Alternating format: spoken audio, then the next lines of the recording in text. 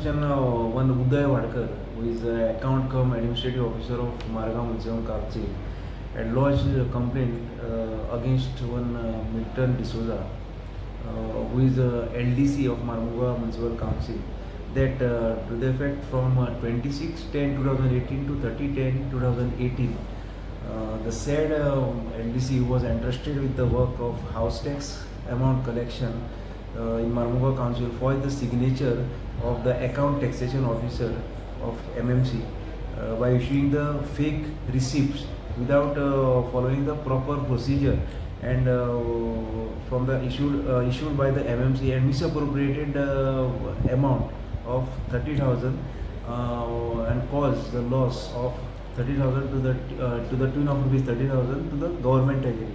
So in this connection, we have registered the crime against him under section 468, 471, 409 and 420 IPC, and our further investigation is in progress. Complaint municipality in Delhi.